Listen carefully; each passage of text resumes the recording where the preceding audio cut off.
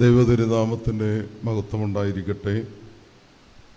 മലങ്കര സഭയുടെ പരമാധ്യക്ഷൻ പരിശുദ്ധ ബസേലിയോസ് മാർത്തോമ്മ മാത്യൂസ് തൃതീയൻ കാതോലിക്ക ബാവ തിരുമേനി, അഭിവന്ദ്യരായ തിരുമേനിമാരെ, ബഹുമാനപ്പെട്ട റമ്പാച്ചന്മാർ, വന്ദ്യരായ കോറപ്പിസ്കോപ്പ അച്ഛന്മാർ, ബഹുമാനപ്പെട്ട ശബ്ബാശന്മാർ, വൈദിക വിദ്യാർത്ഥികൾ, മലങ്കര ഓർത്തഡോക്സ് സഭയുടെ വൈദിക ട്രസ്റ്റി ബഹുമാനപ്പെട്ട തോമസ് വർഗീസ് അമ്മയിലച്ചൻ, നമ്മുടെ വൈദിക സെമിനാരിയുടെ മാനേജർ ബഹുമാനപ്പെട്ട ജോബച്ചൻ, വൈദിക സെമിനാരി അധ്യാപകർ, മാതാപിതാക്കളെ, സഹോദരി സഹോദരങ്ങളെ, പൗരസ്ത്യ കാതോലിക്കേറ്റിൻ്റെ അലങ്കാരവും മലങ്കര മെത്രാപ്പൊലീത്തായുടെ ഔന്നത്യവും മാർത്തോമ്മ സിംഹാസനത്തിൻ്റെ ഘനവും ഗാംഭീര്യവും മലങ്കര സഭയെ ബോധ്യപ്പെടുത്തിയ മലങ്കര സഭയുടെ 5ാം കാതോലിക്ക പരിശുദ്ധ ബസേലിയോസ് മാർത്തോമ്മ മാത്യൂസ് പ്രഥമൻ തിരുമേനിയുടെ 29ാം ഓർമ്മ. ആ ഓർമ്മയിൽ സംബന്ധിക്കുന്ന നമ്മെ ദൈവം അനുഗ്രഹിക്കട്ടെ. ദൈവത്തിൻ്റെ ദാസനും മലങ്കര സഭയുടെ പരമാധ്യക്ഷനുമായിരുന്ന പരിശുദ്ധ പിതാവിൻ്റെ പ്രാർത്ഥന നമുക്കേവർക്കും,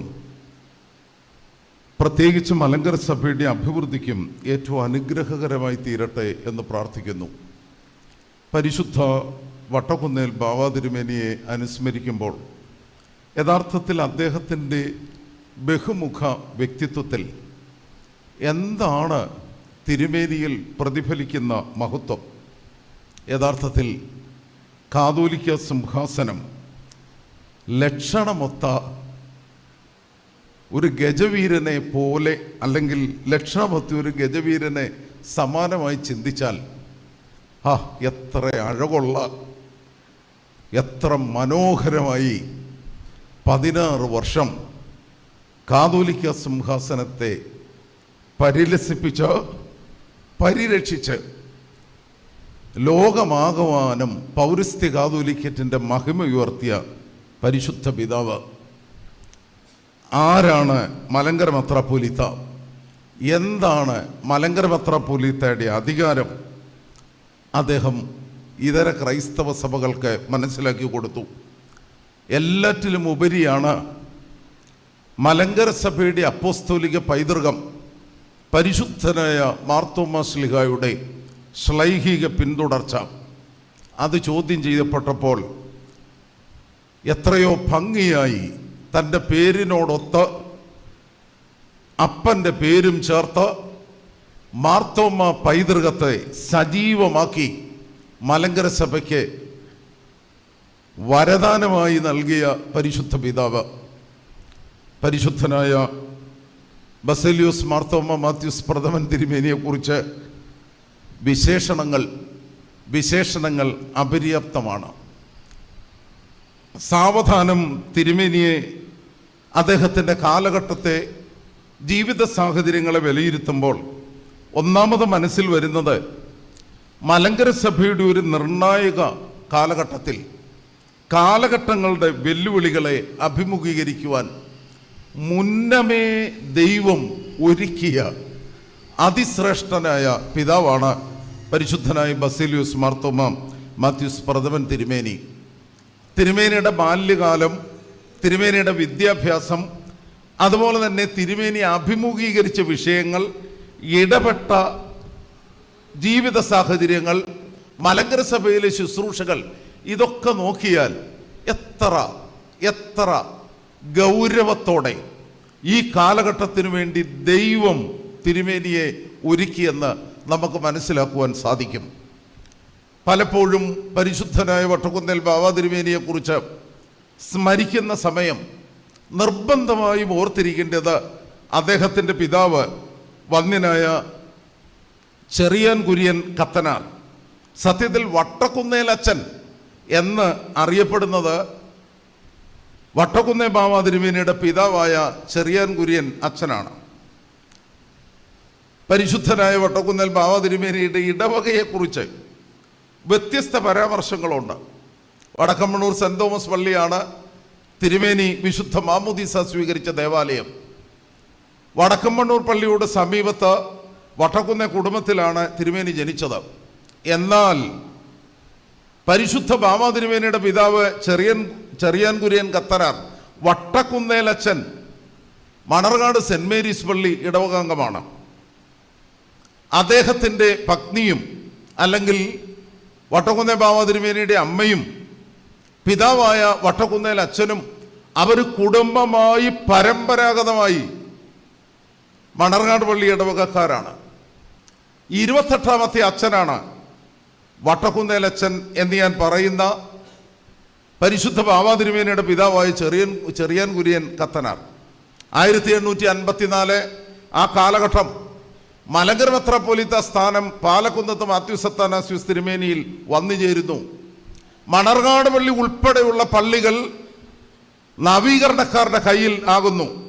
ഈ സാഹചര്യത്തിൽ മണർകാട് പള്ളിയുടെ വഴിയുടെ മുകളിൽ കിഴക്ക് വശത്ത് ക്രമീകരിച്ചിരിക്കുന്ന സെന്റ് ജോർജ് ദേവാലയം പണിതത് വട്ടക്കുന്നേ ബാമാ തിരുമേനിയുടെ പിതാവ് ചെറിയാൻ കുര്യൻ കത്തനാർ, അന്ന് അച്ഛൻ വട്ടക്കുന്നേലച്ഛൻ ചെമ്മാച്ചനാണ്, വേങ്കടത്തെ അലക്സന്ദ്രിയോസ് അച്ഛൻ ഒരുമിച്ച് അവരുടെ കഠിനാധ്വാനമാണ് ആ ദേവാലയം പണിത് ക്രമീകരിച്ചത്. അതിനുശേഷം പുതുപ്പള്ളി നിലയ്ക്കപ്പള്ളിയും അതുപോലെ തന്നെ വടക്കമ്മണ്ണൂർ പള്ളിയുടെ പണിയും, ഇങ്ങനെ വിവിധ ദേവാലയങ്ങളുടെ നിർമ്മാണത്തിന് വട്ടക്കുന്നേൽ ചെറിയാൻ കുര്യൻ കത്തനാർ നേതൃത്വം നൽകി. അതിനുശേഷം മലങ്കര സഭയുടെ ഭാഗമായി നവീകരണക്കാരിൽ നിന്ന് മണർകാട് പള്ളി ലഭിച്ചതിന് ശേഷം മണർകാട് പ്രധാന പള്ളിയുടെ പുനർനിർമ്മാണവും വട്ടക്കുന്നേലച്ഛൻ എന്ന് പറഞ്ഞാൽ പരിശുദ്ധ ബാമാ തിരുമേനിയുടെ പിതാവ് നിർവഹിച്ചതാണ്. ഞാൻ ഇന്ന് ഇത് പറയുന്നതിൻ്റെ കാരണം, ഒരു 20 വർഷം കഴിയുമ്പം, അല്ലെങ്കിൽ ഇന്നത്തെ ഒരു കാലഘട്ടം അനുസരിച്ച് 20-30 വർഷം അത് കഴിയുമ്പം ചരിത്രത്തെക്കുറിച്ചും തലമുറകളെക്കുറിച്ചും നമ്മുടെ ചിന്തകളും കാഴ്ചപ്പാടുകളും മാറിപ്പോവുകയാണ്. ഞാൻ പറഞ്ഞതിൻ്റെ അർത്ഥതലം നിങ്ങൾക്ക് മനസ്സിലായി എന്ന് ഞാൻ വിചാരിക്കുന്നു. സഹോദരങ്ങളെ, വട്ടക്കുന്നേൽ തിരുമേനി 10 മക്കളിൽ 9ാമത്തെ ആളാണ്. അദ്ദേഹത്തിൻ്റെ സഹോദരങ്ങളെയും തിരുമേനിയെ സ്മരിക്കുമ്പോൾ പ്രത്യേകിച്ച് ഓർക്കേണ്ടത് അദ്ദേഹത്തിൻ്റെ സഹോദരൻ ചെറിയാൻ വക്കീലെ മലങ്കര ഓർത്തഡോക്സ് സഭയുടെ പ്രത്യേകിച്ച് 942കളിൽ സമുദായ കേസ് നടക്കുന്ന സമയത്ത് വളരെയധികം സഭയുടെ ഔന്നത്യത്തിന് വേണ്ടി, മാർത്തോമാ സിംഹാസനത്തിൻ്റെ നിലനിൽപ്പിന് വേണ്ടി, കാതോലിക്കേറ്റിൻ്റെ നിലനിൽപ്പിന് വേണ്ടി കഷ്ടപ്പെട്ട ബുദ്ധിപൂർവ്വം പ്രവർത്തിച്ച മനുഷ്യരാണ്. യഥാർത്ഥത്തിൽ ചെറിയാൻ വക്കീലും VK ജോസഫും സബ് രജിസ്ട്രാർ ആയിരുന്ന കുര്യൻ സാറും ഒക്കെ അവര് ഏലിയ കത്തീഡ്രൽ അംഗങ്ങളായി തീർന്നു. അതുകൊണ്ട് ചിലരുടെ മനസ്സിൽ പരിശുദ്ധനായ വട്ടക്കുന്നേ ബാമാ തിരുമേനി കോട്ടയം ഏലിയ കത്തീഡ്രൽ ഇടവകാംഗമാണ് എന്ന ചിന്തയുണ്ട്. തിരുമേനി അതുപോലെ ഏലിയ കത്തീഡ്രലിനെയും കരുതുകയും സ്നേഹിക്കുകയും ചെയ്തു. പിതാവിൻ്റെ പരമ്പരാഗതമായ കുടുംബ പശ്ചാത്തലത്തിൽ പറഞ്ഞാൽ മണർകാട് സെന്റ് മേരീസ് പള്ളി, മണർകാട് പള്ളിയാണ് വട്ടക്കുന്നേ ബാവായുടെ കുടുംബപ്പള്ളി, അല്ലെങ്കിൽ കുടുംബം നിലനിന്നത് അവിടെയാണ്. തിരുമേനി മാമോദീസ മുങ്ങിയത് വടക്കമ്മണ്ണൂർ സെന്റ് തോമസ് ദേവാലയത്തിലുമാണ്. അപ്പോൾ തിരുമേനി തന്നെ തിരുമേനിയുടെ ഇടവകാംഗത്വത്തെക്കുറിച്ച് പറയുമ്പോൾ അദ്ദേഹം വടക്കമ്മണ്ണൂർ പള്ളിയെക്കുറിച്ചാണ് പലപ്പോഴും അഭിമാനത്തോടെ പറയുന്നത്. 1907 പരിശുദ്ധനായ തിരുമേനി മാർച്ച് മാസം 27-ാം തീയതി ജനിച്ചു. വളരെ പ്രധാനപ്പെട്ട ശുശ്രൂഷകൾ മലങ്കര സഭയിൽ അദ്ദേഹം നിർവഹിക്കുന്ന സമയത്ത് അദ്ദേഹം ഒരു ഷമ്മാസൻ പോലും ആയിരുന്നില്ല. എന്ന് പറഞ്ഞാൽ 932 25ാമത്തെ വയസ്സിൽ കൽക്കട്ട ബിഷപ്പ് കോളേജിൽ നിന്ന് അദ്ദേഹം BD പാസ്സായി. അതിനുശേഷം 937 തന്നെ വൈദിക സെമിനാരിയിൽ അൽമായനായ അധ്യാപകനായിരുന്നു. 944 37ാമത്തെ വയസ്സിൽ തന്നെ അൽമായനായിരിക്കെ മലങ്കര ഓർത്തഡോക്സ് സഭയുടെ മാനേജിംഗ് കമ്മിറ്റി അംഗമായി. 45 പൂർണ്ണ ഷമ്മാസനായി. 46 കശീശപ്പട്ടം സ്വീകരിച്ചു. 1-ാം കാലഘട്ടം ഇതാണ്.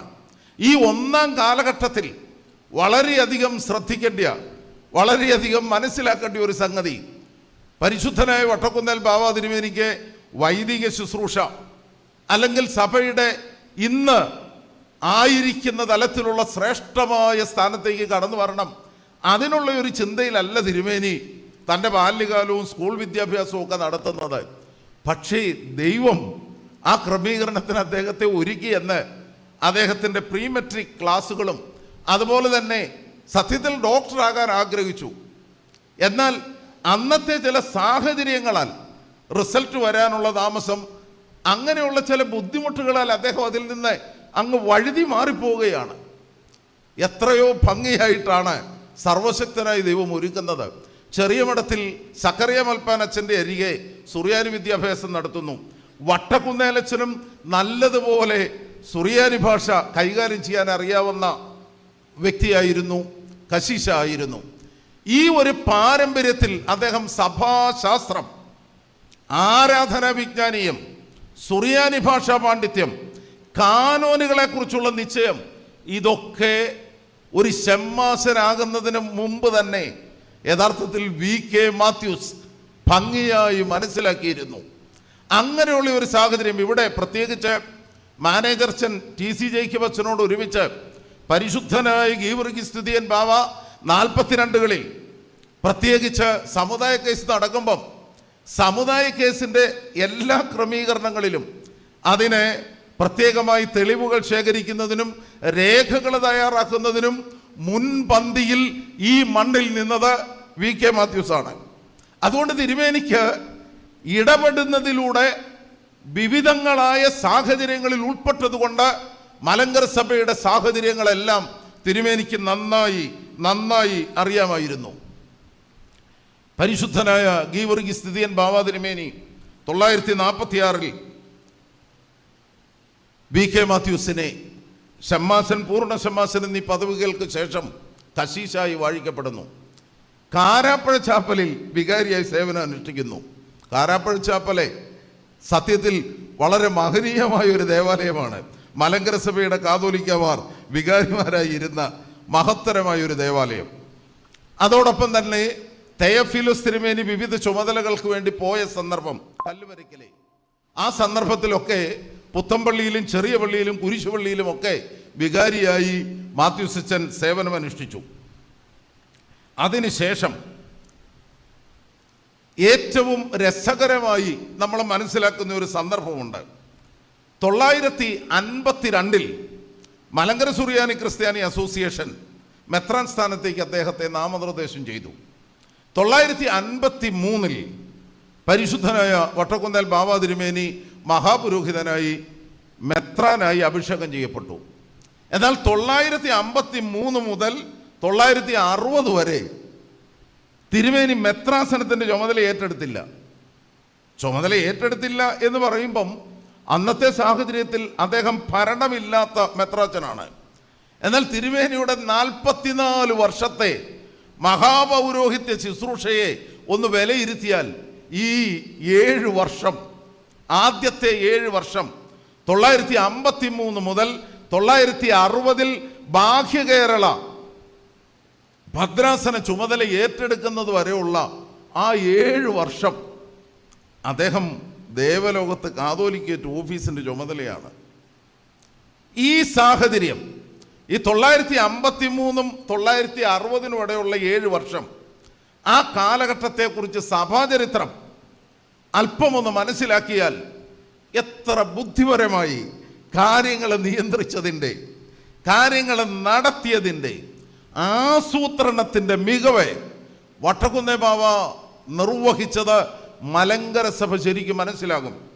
958 സുപ്രീം കോടതി വിധി, അതിനുശേഷം നടന്ന സമാധാന സമ്മേളനങ്ങൾ, ഓരോ ഭദ്രാസനവും അന്ന് മെത്രാപ്പോലിത്തന്മാർക്ക് വേണ്ടി വിഭജിച്ചു കൊടുത്ത സാഹചര്യം, ഇതിൻ്റെ എല്ലാം നേതൃത്വത്തിൽ പരിശുദ്ധനായ ബസേലിയോസ് മാർത്തോമാ മാത്യൂസ് പ്രഥമൻ തിരുമേനിയുടെ എത്രയോ മനോഹരമായ ചിന്തകളുണ്ടായിരുന്നു. ഞാൻ നല്ലതുപോലെ ഓർക്കുന്നു. പൊത്തമ്പുറത്ത് മാർ കുറിയാക്കോസ് ദേറായിലും ഇവിടെയും അതുപോലെ തന്നെ കോട്ടയം ബസേലിയോസ് കോളേജിലും പഴയ സെമിനാരിയിലുമൊക്കെ ഓരോ ശുശ്രൂഷയ്ക്ക് വേണ്ടി തിരുമേനി ശരിക്കും തിരുമേനി എഴുന്നള്ളുക തന്നെയാണ്. ഈ ഒരു നസ്രാണി പൗരുഷം, മലങ്കര നസ്രാണിയുടെ ആഢ്യത്വം, അതൊക്കെ എത്ര മനോഹരമായി ഓരോ നടപ്പിലും ഇരിപ്പിലും ഭംഗിയായി പ്രതിഫലിച്ചു. തിരുമേനിയെപ്പോലെ തന്നെ സത്യത്തിൽ തിരുമേനിയുടെ കൂടെ ശുശ്രൂഷയ്ക്ക് പോയി നിന്ന ദിവംഗതനായ ജോർജ് കോശി അച്ഛനും അതുപോലെ തന്നെ പാറമ്പുഴ വന്ധ്യനായ കോറപ്പീസ്കോപ്പ അച്ഛനും PJ ജോസഫ് അച്ഛനും തിരുമേനിയുടെ കൂടെയുള്ള സെക്രട്ടറിമാരെയും ഒക്കെ ശ്രദ്ധിച്ചാൽ അറിയാം, ആരും ഉയരം കുറഞ്ഞവരോ ഒന്നും അല്ലേ. എല്ലാവരും തിരുമേനിക്ക് പൊക്കമുള്ളവരെ പണ്ടേ ഇഷ്ടമായിരുന്നു. അത് അദ്ദേഹം തിരഞ്ഞെടുക്കുന്ന മേഖലകളിലും വളരെ വ്യക്തമായിരുന്നു.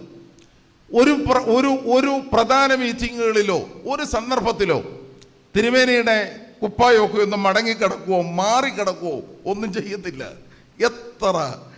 എത്ര ഗൗരവത്തോടെ, എത്രമാത്രം ആഢ്യത്വത്തോടെ യഥാർത്ഥത്തിൽ കാതോലിക്കേറ്റിൻ്റെ മലങ്കര മെത്രാപ്പോലീത്ത സ്ഥാനത്തിൻ്റെ മാർത്തോമാ ശ്ലീഹായുടെ സിംഹാസനത്തിൻ്റെ ഔന്നത്യം ഓരോ വാക്കിലും നിമിഷത്തിലും നടപ്പിലും എല്ലാം ശ്രദ്ധയോടെ അദ്ദേഹം കാത്തു സൂക്ഷിച്ചു.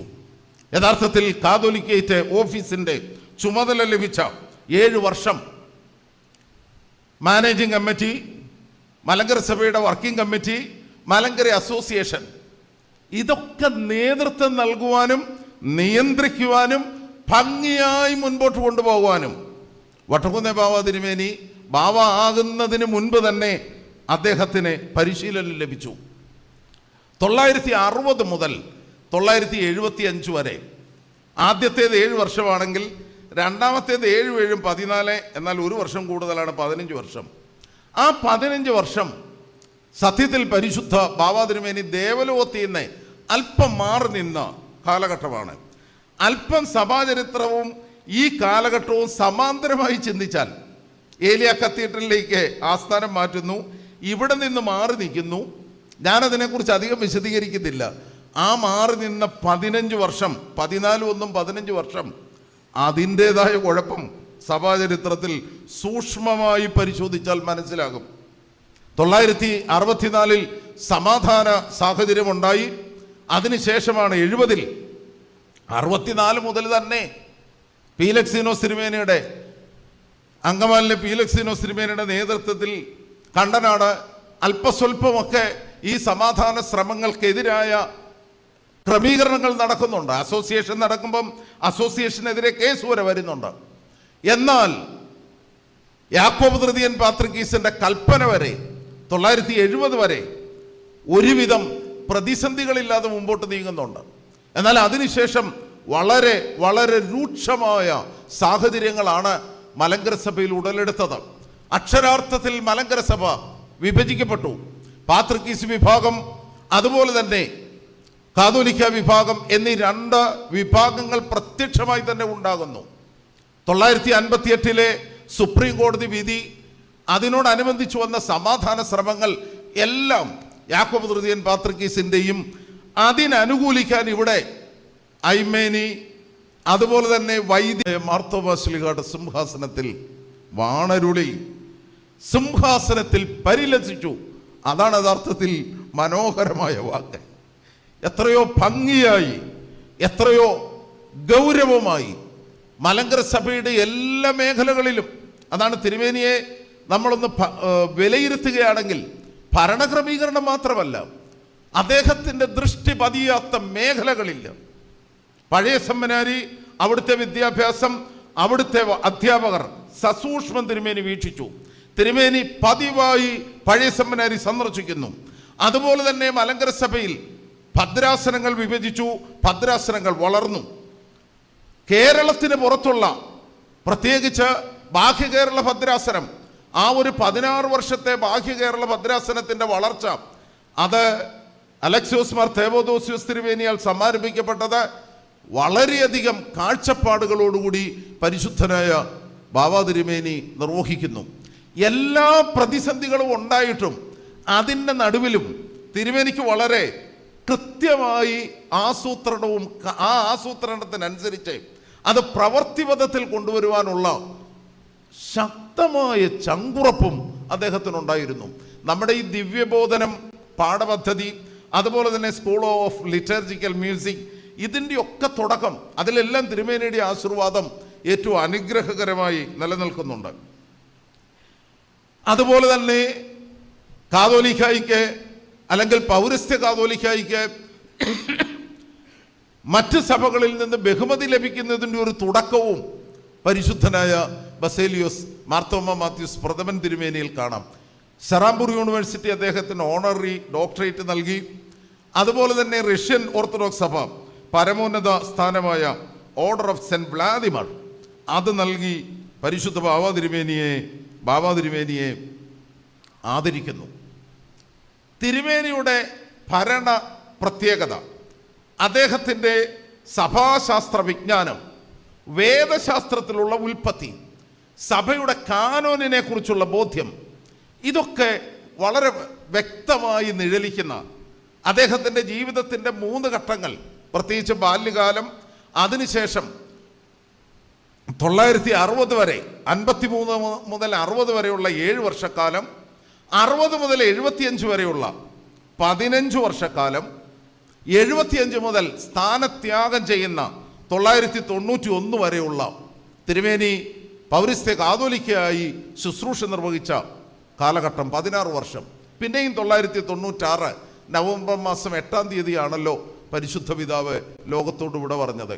ദീർഘകാലം ഈ കാലഘട്ടത്തിൽ തിരുമേനിയുടെ ആശയങ്ങൾ, തിരുമേനി മലങ്കര സഭയ്ക്കും ഈ കേരള ക്രൈസ്തവ സമൂഹത്തിനും അതുപോലെ തന്നെ ക്രൈസ്തവ ലോകത്തിന് നൽകിയ വിലയേറിയ ആശയങ്ങൾ പലപ്പോഴും വിസ്മരിക്കുന്നതാണ്. മലങ്കര സഭ മാസിക, അതിൽ അദ്ദേഹം ലേഖനങ്ങൾ എഴുതിയിട്ടുണ്ട്.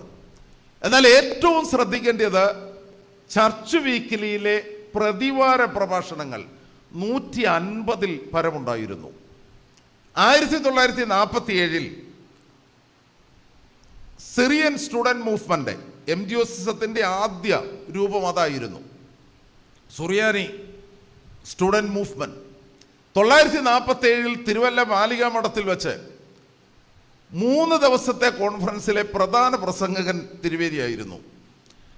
അന്ന് ആ 3 ദിവസത്തെ പ്രസംഗം, പ്രതിവാര പ്രഭാഷണങ്ങൾ, മലങ്കര സഭയിലെ അദ്ദേഹത്തിൻ്റെ ലേഖനങ്ങൾ, ഈ ലേഖനങ്ങളൊക്കെ ഒന്ന് പഠനവിധേയമാക്കിയാൽ പ്രധാനമായും സഭയുടെ കൗദാശിക ജീവിതത്തെക്കുറിച്ച്, കൂദാശകളെക്കുറിച്ചും കൗദാശിക ജീവിതത്തിൻ്റെ പ്രാധാന്യത്തെക്കുറിച്ചും തിരുമേനി നല്ലതുപോലെ പഠിപ്പിച്ചു. രണ്ടാമത്തേത് സഭാ പിതാക്കന്മാരെ കുറിച്ച്, മാർ ഇഗ്നാത്യോസിനെ കുറിച്ചും അലക്സാന്ദ്രിയയിലെ മാർ ക്ലീമീസിനെ കുറിച്ചും, ഇങ്ങനെ അതുപോലെ തന്നെ സോദരി സാറ, ബെഹനാൻ സഹദ, 40 സഹദന്മാർ, ഇങ്ങനെയുള്ള മലങ്കര സഭയ്ക്ക് അന്ന് അത്രയും പരിചിതമില്ലാത്ത അതേസമയം പിതാക്കന്മാരെ കുറിച്ചുള്ള ലേഖനങ്ങൾ എഴുതി. സഭയുടെ സാൻമാർഗികതയെക്കുറിച്ചും കാനോനിക വിശദീകരണങ്ങളെക്കുറിച്ചും അദ്ദേഹം സരളമായി പഠിപ്പിക്കുകയും മനോഹരമായ ഗഹനമായ ലേഖനങ്ങൾ എഴുതുകയും ചെയ്തു. പ്രധാനപ്പെട്ടതായി തിരുമേനിയുടെ പ്രസംഗങ്ങളിൽ, പ്രത്യേകിച്ച് ഏറ്റവും പ്രധാനമായി ഞാൻ വിലയിരുത്തുന്ന ഒരു പ്രഭാഷണം, അത് 947 വിദ്യാർത്ഥി പ്രസ്ഥാനത്തിൻ്റെ വാർഷിക സമ്മേളനത്തിൽ നടന്ന 3 ദിവസം നടന്ന പ്രസംഗമാണ്. അതിൽ തിരുമേനി വളരെ വളരെ വ്യക്തമായി എന്താണ് തൻ്റെ ആശയം അത് വ്യക്തമായി പറഞ്ഞതിൻ്റെ 1-ാം വശം, ഭിന്നിച്ചാൽ വീണുപോകും, സന്ധിച്ചാൽ നിലനിൽക്കും. 947 ഏപ്രിൽ 31 മുതൽ മെയ് 3 വരെയാണ് ഈ സമ്മേളനം നടക്കുന്നത്. 947 ഓഗസ്റ്റ് 15-നാണ് ഭാരതത്തിന് സ്വാതന്ത്ര്യം കിട്ടുന്നത്. സമുദായ കേസ് നടന്നുകൊണ്ടിരിക്കുകയാണ്. അതുപോലെ തന്നെ സുപ്രീം കോർട്ടിലേക്ക് നമ്മൾ വളരെ പരിശ്രമിച്ച് 47-ന് ശേഷമുള്ള കാലഘട്ടത്തിലാണ് ഈ സുപ്രീം കോർട്ട് നിലവിൽ വരുന്നതും. ഹൈക്കോടതിയിൽ നമുക്ക് പരാജയമുണ്ടായെങ്കിലും സുപ്രീം കോർട്ടിലേക്ക് പെറ്റീഷൻ കൊടുക്കാനുള്ള നീക്കങ്ങളും നടക്കുകയാണ്. ഈ സമയത്താണ് ശ്രദ്ധേയമായി തിരുമേനി വളരെ വ്യക്തമായി അന്നത്തെ കാലഘട്ടത്തെ വിലയിരുത്തിക്കൊണ്ട് പറഞ്ഞു, മലങ്കര സഭയുടെ യോജിപ്പും മലങ്കര സഭയുടെ ഭിന്നതയില്ലായ്മയുമാണ് യഥാർത്ഥത്തിൽ മലങ്കര സഭയുടെ വളർച്ചയുടെ, ഭാവിയിലേക്കുള്ള വളർച്ചയുടെ അടിസ്ഥാനം. ഇന്നും ഈ കാലഘട്ടത്തിലും സഭ ഒന്നായി മുൻപോട്ട് പോകുന്നതിനെക്കുറിച്ചുള്ള ധാരണ പലപ്പോഴും നമ്മുടെ മനസ്സിൽ നിന്ന് മാറിപ്പോവുകയാണ്. ആരെയും കുറ്റം പറഞ്ഞിട്ട് കാര്യമല്ല, സാധ്യതകൾ വളരെ വിരളമാണ്. എന്നാൽ അതേ സമയം തന്നെ മലങ്കര സഭയുടെ സ്വത്വബോധം, മലങ്കര സഭയുടെ സ്വാതന്ത്ര്യം ഇത് നശിക്കാതെ സഭയ്ക്ക് ഒന്നായി പോകാനുള്ള ഒരു സാധ്യത ഉണ്ടോ? അത് ഈ കാലഘട്ടത്തിൽ പരിശുദ്ധരായ ബസേലിയോസ് മാർത്തോമാ മാത്യൂസ് പ്രഥമൻ തിരുമേനിയുടെ ഓർമ്മയിലെ വളരെ പ്രധാനപ്പെട്ട ഒരു ചിന്ത തന്നെയാണ്. ഞാനിത് പറയുന്നതിൻ്റെ കാരണം, മലങ്കര നസ്രാണികൾ പോർട്ടുഗീസുകാരുടെ ആഗമനം മുതൽ ചിഹ്ന ഭിന്നമായി. മലങ്കര നസ്രാണി പോർട്ടുഗീസുകാരുടെ ആഗമനത്തിന് ശേഷം നമുക്കറിയാവുന്നതുപോലെ സീറോ മലബാറും അതുപോലെ തന്നെ മാർത്തോമൻ ക്രിസ്ത്യാനികളും, അവിടെയാണ് ആദ്യ വിഭജനം.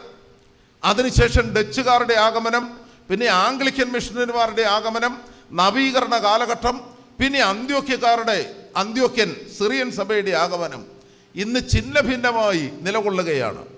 എന്നാൽ പരിശുദ്ധനായ മാർത്തോമാ ശ്ലീഹായുടെ അപ്പോസ്തോലിക പൈതൃകത്തിൽ ലയനമല്ല, വീണ്ടും ഞാൻ പറയുന്നു, ലയനമല്ല, ലയനത്തെക്കാളും ഉപരി ഈ കാലഘട്ടത്തിൻ്റെ വെല്ലുവിളികളെ അഭിമുഖീകരിക്കത്തക്ക രീതിയിൽ ഒന്നിച്ചു നിൽക്കാനുള്ള ഒരു ബോധ്യം, ഒന്നിച്ചു നിൽക്കാനുള്ള ഒരു സന്നദ്ധത, അത് യഥാർത്ഥത്തിൽ ഈ കൊച്ചു കേരളത്തിലെ ക്രൈസ്തവ സഭകൾ അതിനുവേണ്ടി മുതിരണം. അത് ഈ ആധുനിക കാലഘട്ടത്തിൻ്റെ ആവശ്യം തന്നെയാണ്. അതുകൊണ്ടാണ് പരിശുദ്ധനായ ബാവാ തിരുമേനിയുടെ 47 പ്രസംഗം ഉദ്ധരിക്കുന്നത്. ഭിന്നിച്ചാൽ വീണുപോകും, അതിനുള്ള സാധ്യതകൾ അനവധിയാണ്. ഈ സമൂഹം ഇന്ന് ന്യൂനപക്ഷമായി സമൂഹത്തിൽ നിന്ന് ഇല്ലായ്മ ചെയ്യപ്പെടുന്ന ഒരു അപകടകരമായ സാഹചര്യത്തിലേക്ക് മലങ്കര നസ്രാണികൾ നടന്നു നീങ്ങുകയാണ്. ഇങ്ങനെയുള്ള ഒരു സാഹചര്യത്തിൽ ഭിന്നിച്ചാൽ, ഭിന്നത വർദ്ധിപ്പിച്ചാൽ വീണുപോകും എന്നതിൽ സംശയിക്കേണ്ട. എന്നാൽ സന്ധിച്ചാൽ, ഒരുമിച്ച് നിന്നാൽ അത് നിലനിൽക്കും. അതിന് തിരുമേനി വളരെ വ്യക്തമായി ചില പ്രമാണങ്ങൾ പറഞ്ഞു. ഒന്നാമത് അദ്ദേഹം പറഞ്ഞു, ഭാരതത്തിൽ ക്രൈസ്തവ സഭ അതിൻ്റെ പ്രകൃതത്തെക്കുറിച്ച് ഇവിടുത്തെ പണ്ഡിതരായ മനുഷ്യർക്കും ഭാരതീയരായ വിദ്യാഭ്യാസമുള്ള സമൂഹത്തിനുമൊക്കെ മനസ്സിലിരിക്കുന്നത് ഈ ക്രൈസ്തവ സഭ ഒരു വൈദേശിക സഭയാണെന്നാണ്.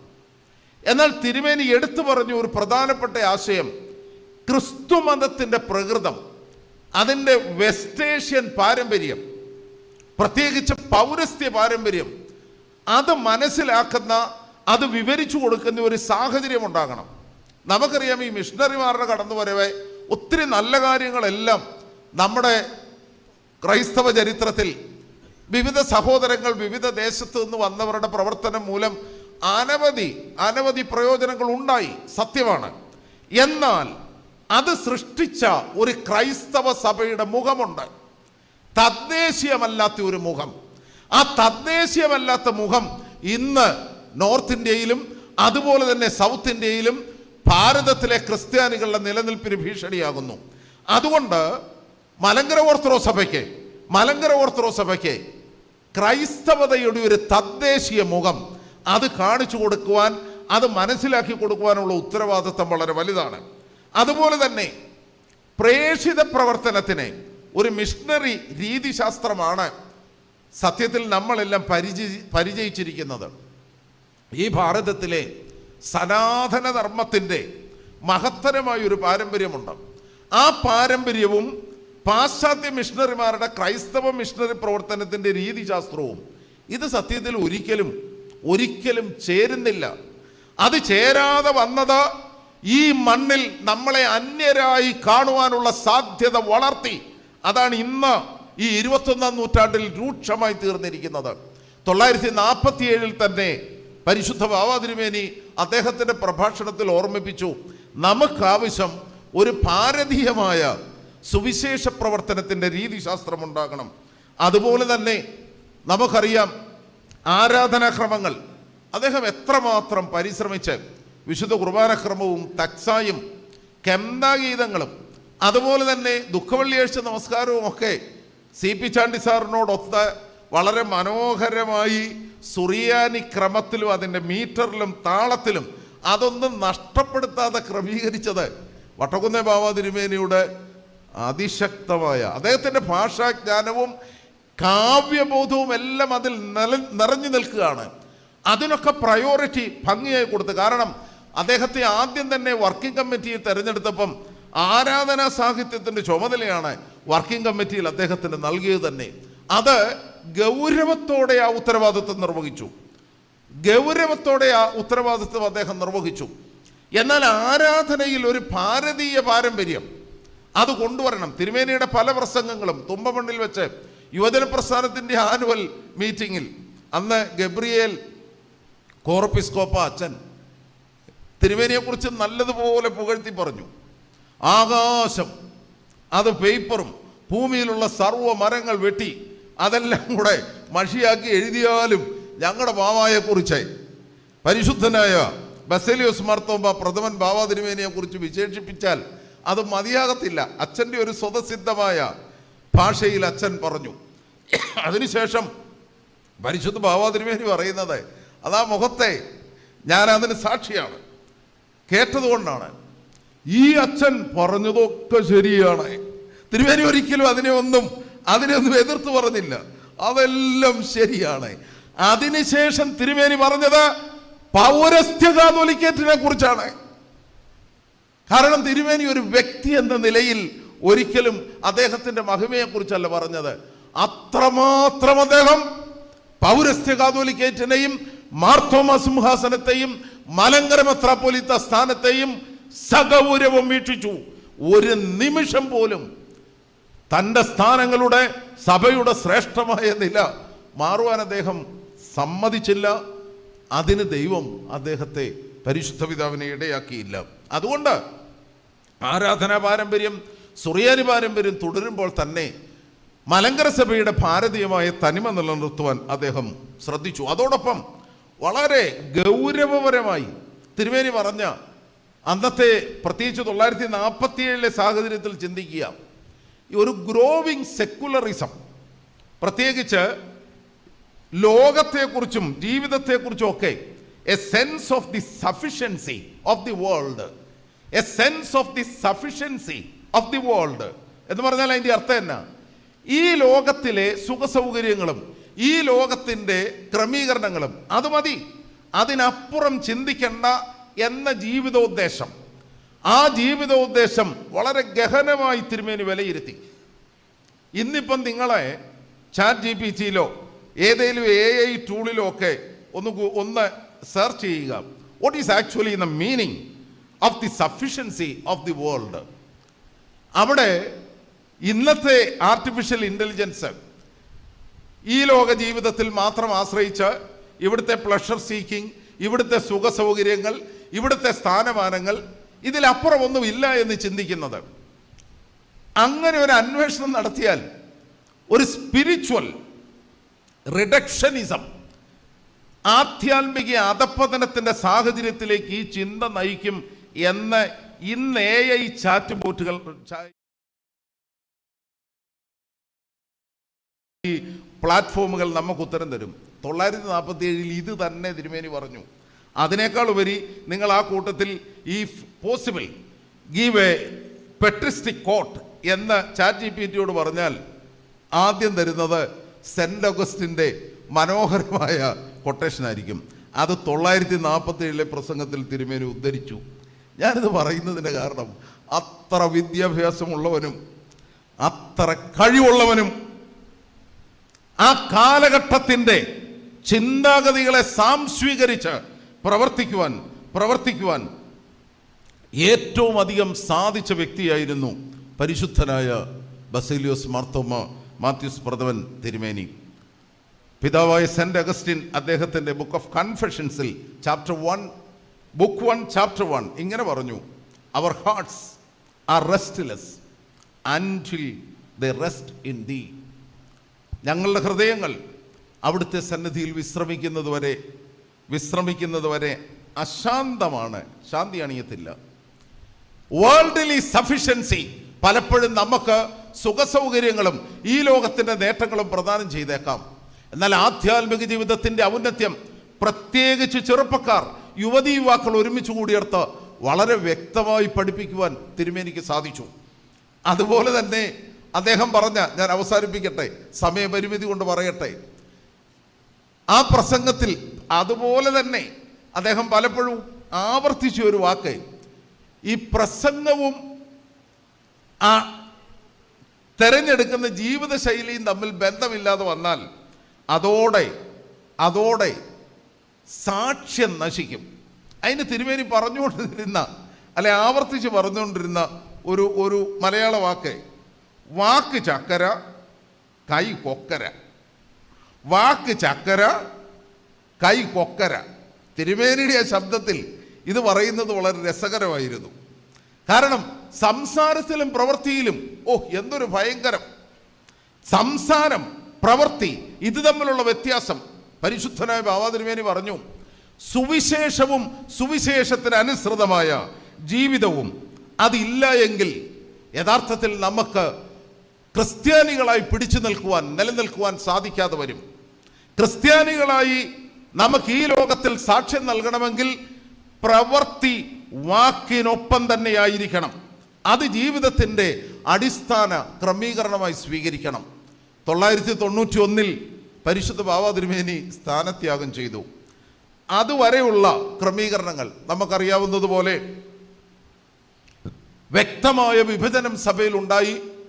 പല പള്ളികളും നമുക്ക് നഷ്ടപ്പെട്ട സാഹചര്യങ്ങളിൽ കാതോലിക്കേറ്റ് സെന്ററുകൾ പരിശുദ്ധ ബാവാ തിരുമേനി ക്രമീകരിച്ച് വടക്ക് നിന്ന് പ്രതിസന്ധികളുടെ നടുവിൽ നിന്ന് വരുന്ന വൈദികർ, അത് ഈ വൈദികരെ തിരുമേനിക്ക് അന്നത്തെ ഒരു സാഹചര്യം കൊണ്ടായിരിക്കാം, പരിമിതമായതുകൊണ്ടായിരിക്കാം, വളരെ വ്യക്തമായി അറിയാം, പേര് ചൊല്ലി അറിയാം.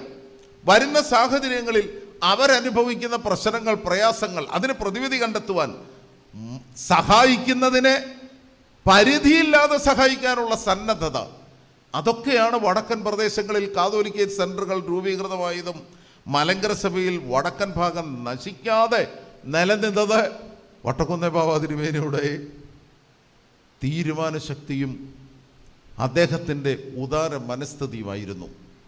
നമുക്കറിയാവുന്ന, ഞാൻ ഇടയ്ക്ക് ഓർമ്മിപ്പിച്ചതാണ്, 1-ാം മാർത്തോമ മുതലുള്ള മാർത്തോമ പിതാക്കന്മാരുടെ പാരമ്പര്യം. മാർത്തോമ 6-ാമനെ വലിയ മാർ ദിവന്നാസ്യൂസ് ആക്കിയപ്പോൾ ആ പേര് നമുക്ക് നഷ്ടപ്പെട്ടു.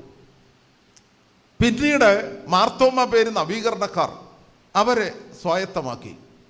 ഇന്ന് സത്യത്തിൽ ഈ മലങ്കര സഭ എന്നതുപോലും വല്ലോരും കൊണ്ടുപോയോ എന്ന് ഞാൻ വല്ലാതെ സംശയിക്കുന്ന ഒരു കാലഘട്ടമാണ്. മലങ്കര സഭ എന്ന പേര്, ആ പേര് പോലും നഷ്ടപ്പെടാൻ സാധ്യതയുണ്ടോ എന്ന് സന്ദേഹിക്കുന്നു. എന്നാൽ മലങ്കര സഭ, മാർത്തോമൻ പൈതൃകം, മാർത്തോമൻ സിംഹാസനം, ഇതൊക്കെ തിരുമേനിയുടെ മനസ്സിൽ, അദ്ദേഹം വിശുദ്ധ കുർബാന അർപ്പിക്കാതെ നമസ്കാരം നടത്തുന്ന ചില സന്ദർഭങ്ങൾ, അത് പൊത്തമ്പ്രം തേറായാലും ഇവിടെയൊക്കെ ഈ സിംഹാസനത്തിൽ ഇരുന്ന് ഈ PJ ജോസഫ് അച്ഛനും പാരമ്പര്യച്ഛനും ഒക്കെ കുർബാനക്രമം കാണിച്ചു കൊടുക്കും. ഈ ഒരു പോലിങ്ങും മാർത്തോമ എന്ന് തിരുമേനി ചൊല്ലുമ്പോൾ തന്നെ ചങ്കിക്കൊള്ളുമായിരുന്നു. കാരണം അത് അത്രമാത്രം സഗൗരവത്തോടെ പരിശുദ്ധ ബാവാ തിരുമേനി വീക്ഷിച്ചു.